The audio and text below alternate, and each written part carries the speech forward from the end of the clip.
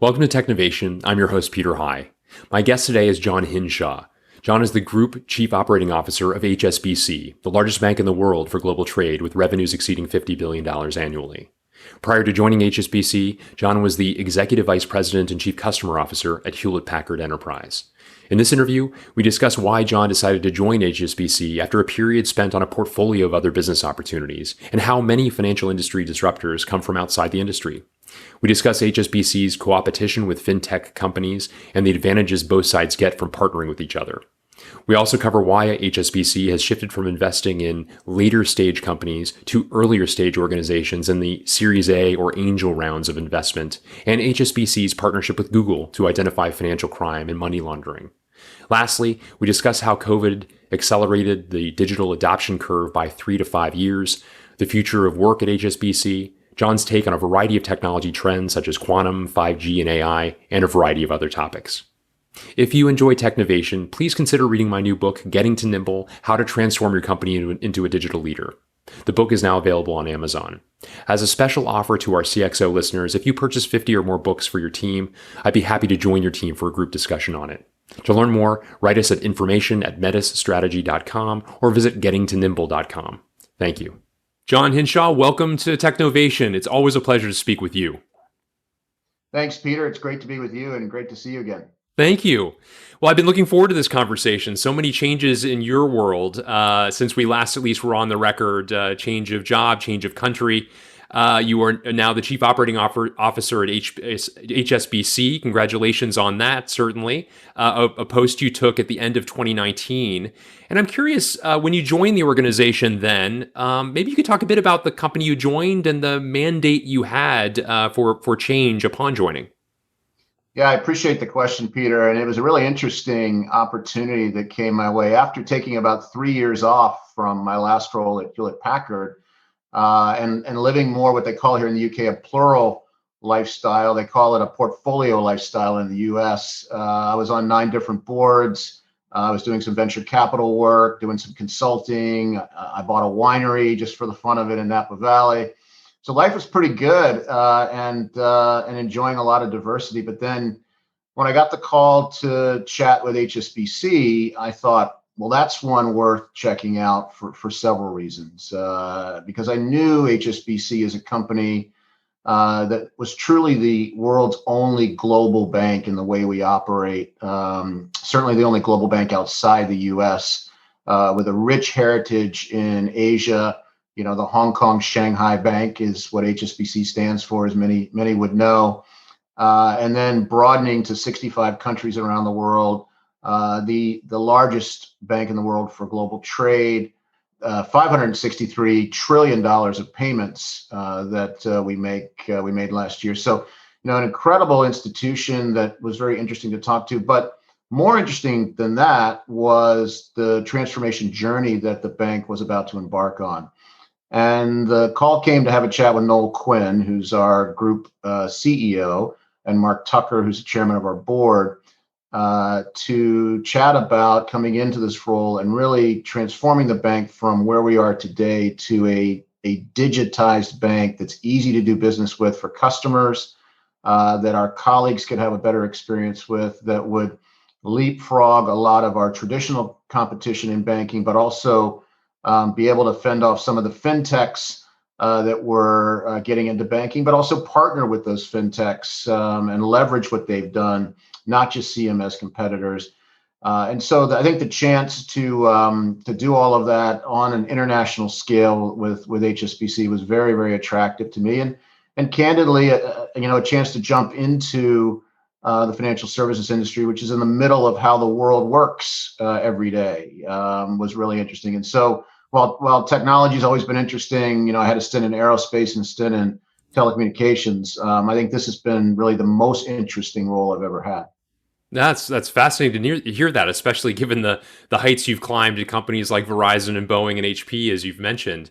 And I think it's so interesting as well as I think about the diversity of your career as an IT executive, as a tech and ops executive, now as a COO, of course, you've mentioned your leadership in the form of board membership at a number of directorships at publicly traded companies as well, including ones in the financial services space. And so it's not as though this was a completely foreign industry for you. But interesting to think about how each experience sort of draws from the next. Have you found that because you were relatively new as an executive to this industry, that you were able to have kind of that novice's mind, if you will, the able to see with a new light in ways that perhaps people that were career financial services executives might not?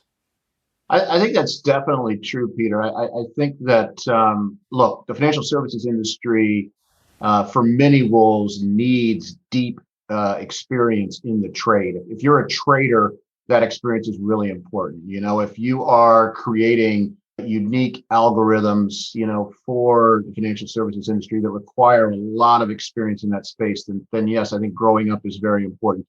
Many other functions in risk management, in, financial crime, in a lot of areas, you wouldn't want to bring in necessarily an outsider. But in the COO role, which really looks across the company, both in technology and operations and in how we run the bank day to day, you certainly need great leaders in key roles who have financial services experience. And actually, one of the things I've enjoyed doing is bridging folks that have 25, 30 years of experience with some fresh eyes to look at some of the challenges. And if you think about a lot of the FinTechs that we're competing with now, a lot of those folks did not grow up in financial services. They grew up in technology. But they see an opportunity. They see where profit centers are. And so they want to come in and do that. You think about the people that started groups like PayPal or other, financial services industry disruptors. They often didn't come from the industry. And so I do think that it was interesting to me and interesting to HSBC to have that fresh set of eyes coming in, all the while, to your point, some experience with the board of the Bank of New York Mellon. Actually, HSBC was one of the companies I was the executive sponsor for at HP, so I know a little bit about the bank from that. And I think it's actually been really, really interesting to both learn financial services, but also take a fresh approach to some of the things that might have been looked at more traditionally. That's interesting. And as somebody who was so immersed in Silicon Valley, working for arguably the founding company of Silicon Valley and HP, somebody who advised and invested in a number of companies in that space as well, has that been useful? I can only imagine it's been tremendously useful as the organization has contemplated its own digital transformation. Talk a bit about the form that has taken and how you've drawn from your experience in Silicon Valley and bringing perhaps some new perspectives to the bank. Yeah, it's been really interesting, Peter, because we are doing so many innovative things at HSBC across our vast bank. We have 50,000 technologists that work at HSBC every day, one of the largest technology organizations in the world. We'll spend north of $6 billion on technology this year. And when we need to do that in order to care for our customers around the world. But more and more, we need to do that in an innovative way. Banking is traditionally very infrastructure intensive. Core banking systems that process all the trillions of debits and credits every day that come through were traditionally grown up on mainframes, were traditionally built in big data centers. And that's the way it's been run for many, many years. But a lot of the new innovative technology is cloud-based. It comes out of Silicon Valley, comes out of the FinTech community. And bridging those two worlds is really, really important. And so, I think that is one of the strengths I bring to HSBC is having lived and breathed Silicon Valley for a decade and being in technology my whole life, to think a little differently about how we take workloads to the cloud. And I'll give you a great example of that. So we're partnering with Google, one of the newer darlings of Silicon Valley. HP is the foundation, but you would clearly say Google today is at the heart of Silicon Valley's present and future. And we partnered with them to take a different approach and look at financial crime and money laundering, which is a critical issue for financial services. We have the responsibility for our customers and for our regulators and law enforcement to look at all of the financial transactions we process, trillions of them a day, and figure out which of those might be criminal in nature, which of those might be fraudulent in nature. And that takes a lot of computing horsepower, it takes a lot of data and analytics. And we were doing that in a very traditional way historically. Well, Google came to the table and said, hey, with our Google Cloud, we've got sort of unlimited scale.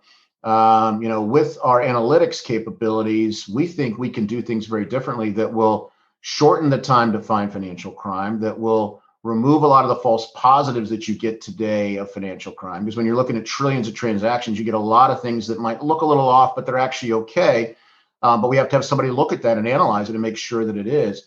So we partnered with Google to do that. And I got to tell you, it's a great partnership. I was with Tom Kurian last week talking about the partnership. And we're doing something that no other bank's ever done in looking at that financial crime challenge, and only really Silicon Valley and the way they think, the way Google thinks and technologists think can help us bridge that gap. So there's a lot of other opportunities like that, especially in big data and analytics. There's a lot of opportunities around the payments world and how payments are processed every day that I think we can leverage Silicon Valley technology. And many other ways that, I think we are going to be forward thinking. I would also say that it's not just Silicon Valley, but a lot of the FinTech and startup community out of Asia, out of Hong Kong, out of China. Of course, our heritage, we are the Hong Kong Shanghai Bank. When you land in Hong Kong, you say, take me to the bank. They take you to HSBC. When you go to the ATM and get money out, we actually printed that money. We're the treasury for Hong Kong. And there's a lot of innovation coming out of Asia that we're partnering with as well. Companies like Alibaba and many others that are bringing both East and West innovation to the table, which is very interesting as well. That's interesting. Yeah, I want to return to a point you made, which I think is so fascinating, the co-opetition you have with the fintechs. And it sounds like you have a very nuanced approach as you think about those partnerships. I think a lot of executives at comparable banks might view them as primarily, that is the fintechs, as competitors. And it's interesting to think about the way, the nuanced thought process you've incorporated of thinking about, of course, there's going to be aspects to what they do that are competitive to some of the work that HSBC does, but there's also the opportunity to develop an ecosystem of sorts that pulls them in for partnerships in some creative ways as well. Maybe peel back the onion a little bit further on that, John, because I think it's a really interesting approach that you're describing. It is. It was one of the things that attracted me to HSBC because part of my remit is I also run our venture fund, where we've invested several $100 million in fintechs around the world. And most of those investments are with companies that were using their technology as well. And so it's a virtuous circle of, we like their technology, we trial it, it works well for us.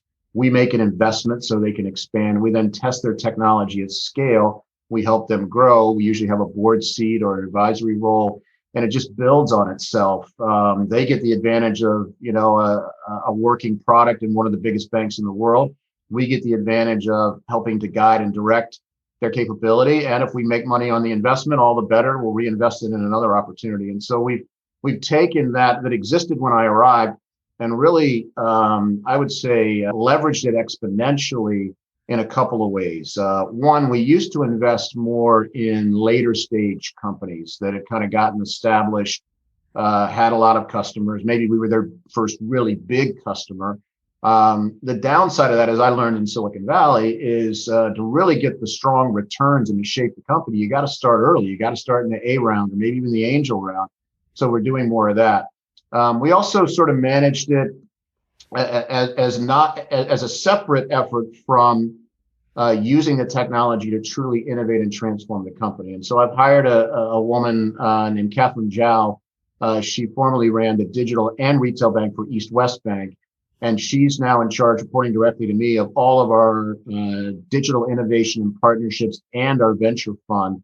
And so she's got the Google relationship, for example, I mentioned earlier. She's working with all the fintechs, working with a lot of the venture capital firms who we partner with in these companies, and really building this virtuous ecosystem around our bank. And, I don't think any other bank is doing it quite like we are. I think there's certainly an investment arms, but not as integrated into capabilities and products that we're rolling out across our bank. Security is an area that we're especially focused in, as cyber is ever present, ever threatening every day. And there's a lot of very interesting tools. We were a very early investor, for example, in CrowdStrike, that has been quite successful.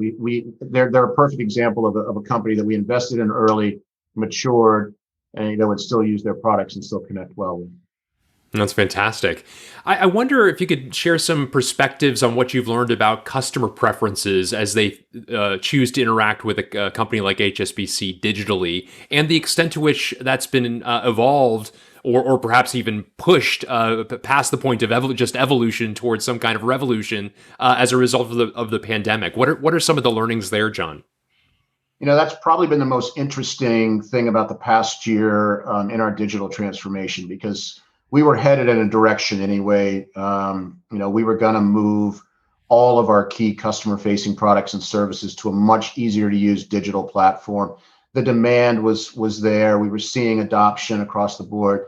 And then we had a year ago, actually this week, the world kind of shut down due to the pandemic. Although we got an early warning on that from our Asia presence as we saw things evolve in China and other nearby places. So we were, I think, a little bit ahead of the game. We can talk about that later around what we were ready to do with our employees and roll out programs for our customers, because we had started some of that in Asia already.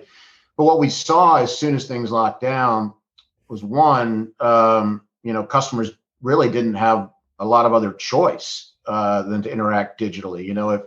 If they were maybe on the fence, am I going to make this payment online, or am I going to write a check and go down to the mailbox, or am I going to go to an ATM machine, or am I going to use cash?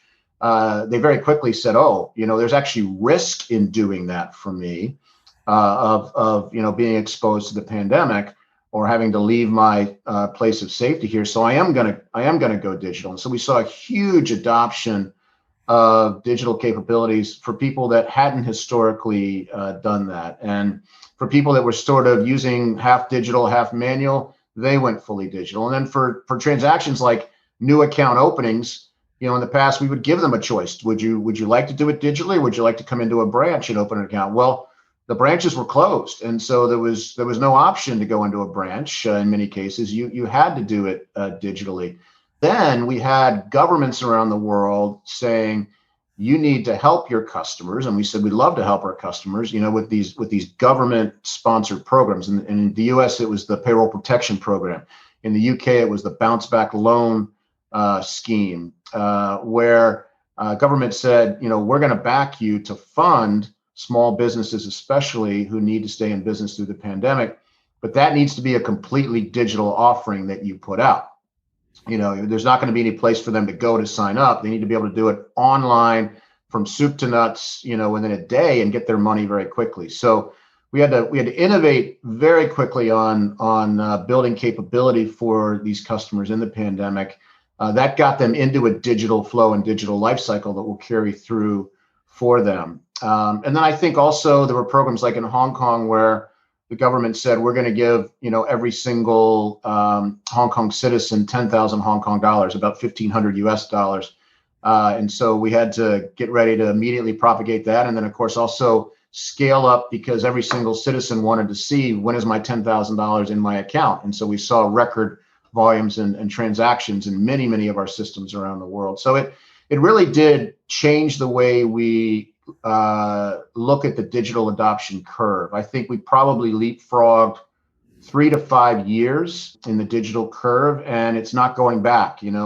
Folks who have migrated to digital now, they're not going back. Nobody wants to use paper. One of the companies I was on the board of directors for 6 years, DocuSign, and other electronic signature companies certainly became very important in this pandemic. Nobody wants to do a physical signature, mail things back and forth.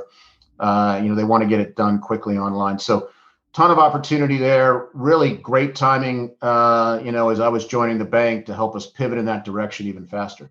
Yeah, it's interesting. You've mentioned in a few different cases just how global this business is.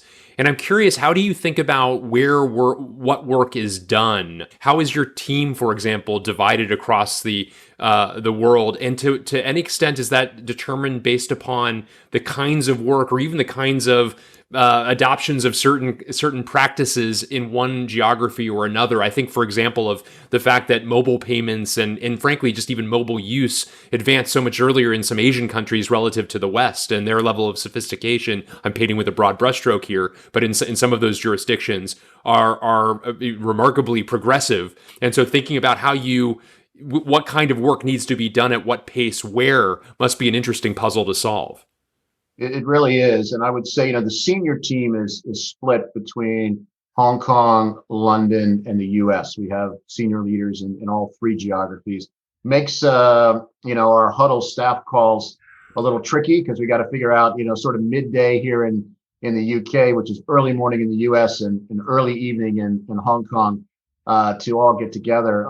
But the senior team split up. The organization is heavily concentrated in both China and in India. We have very large offshore centers in both of those countries.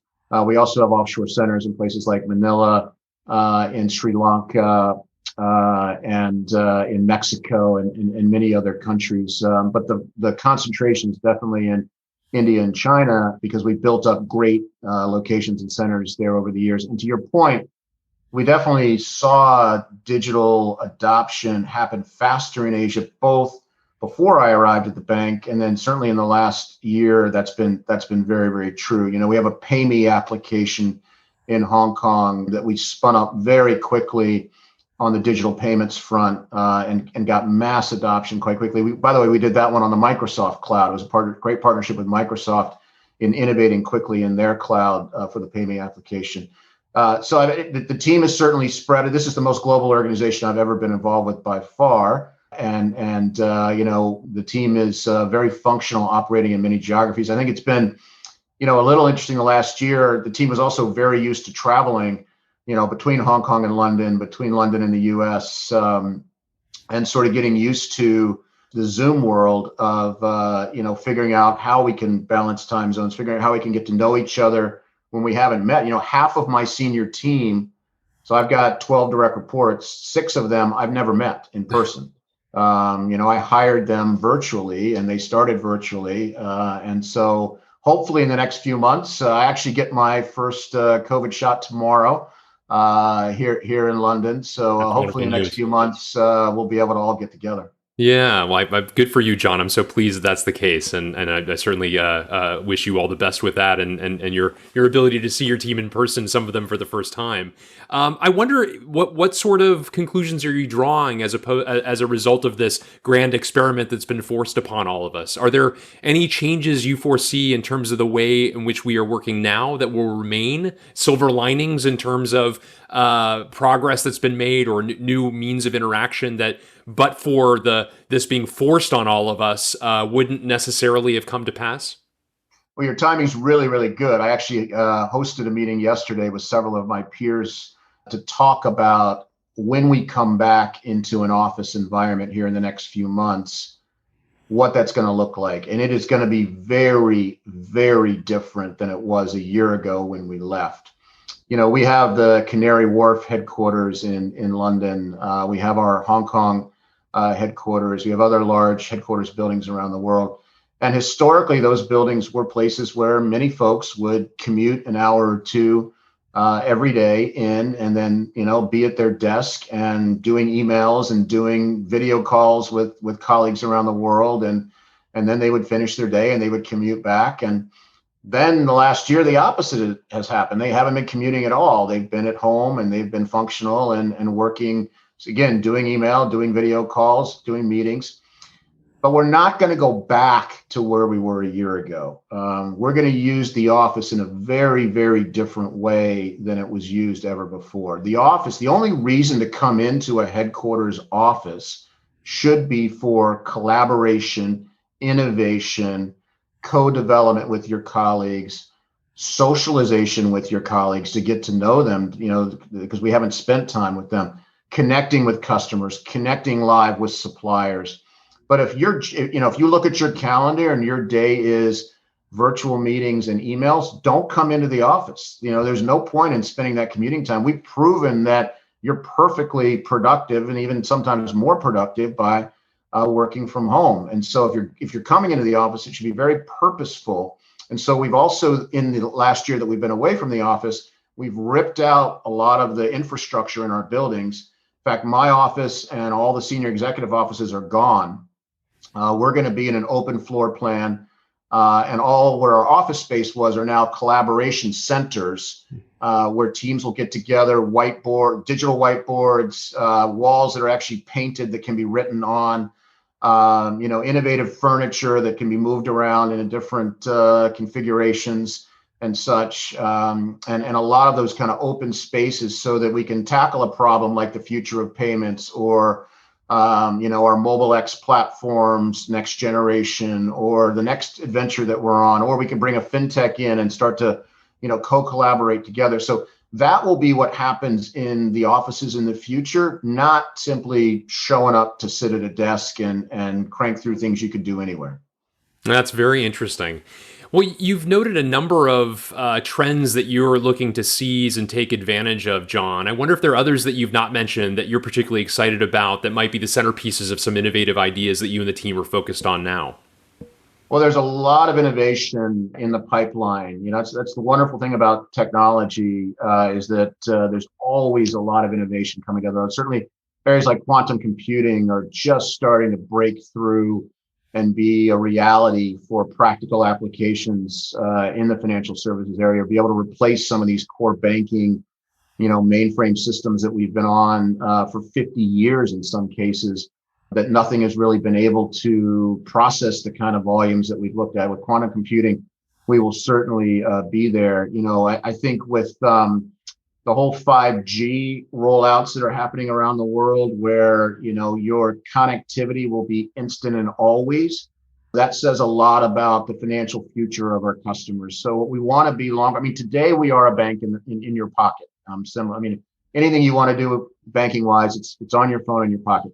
But the future is, as soon as you think about something in your financial future, you'll be fully connected, and you'll be able to, connect with HSBC Live and say, hey, I'm thinking about buying this house. All right, here are the mortgage options for you. Boom, boom, boom, boom. I'm thinking I heard about this company I want to invest in. Okay, right there you go.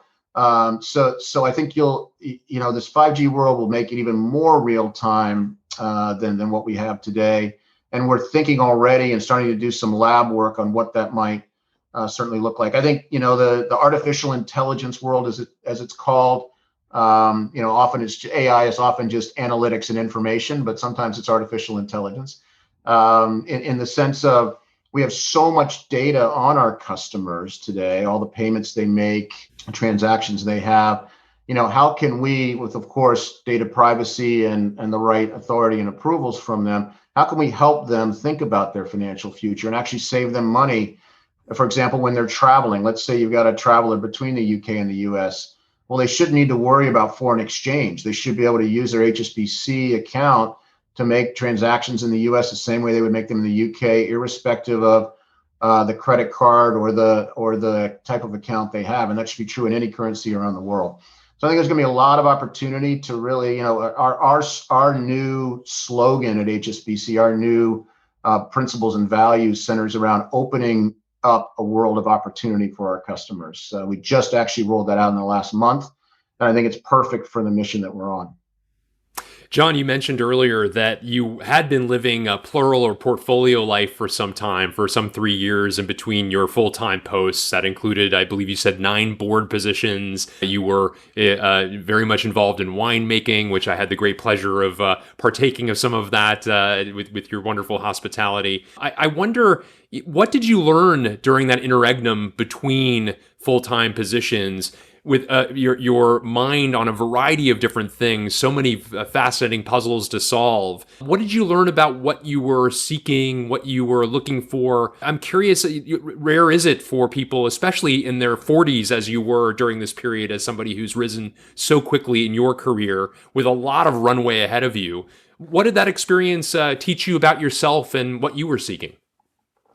Well, Peter, it's a great question, and I feel very fortunate that I had that 3 years to think about that question. What did I want to do next, or did I want to just continue in a portfolio lifestyle? And I think, the world we live in gives us that opportunity often to do a lot of different things at the same time as we get a little later in our careers. And for me, I was fortunate to get started a little early and to have some great opportunities, and then to take that time to think about what I wanted to do next. And for me, I needed something I could wake up every morning really excited and enthused about the company I worked for, about the location I worked in, about the mission that I was on, about the people that I was around. And so I became very, very selective. I probably looked at 30 or 40 opportunities before HSBC during those 3 years, but none of them met all of those criteria. And candidly, what would be good for my family? I now have, in addition to Julia, my wife, I have an 18-year-old, a 14-year-old, and a 10-year-old. And so where would they thrive as well? Not just what was, good for my career. That was really important. And I remember saying to Julia early on, I'm not even going to consider this unless, you're really excited about London and what this could be for our family and all of that. And she was all in immediately with that, which is great.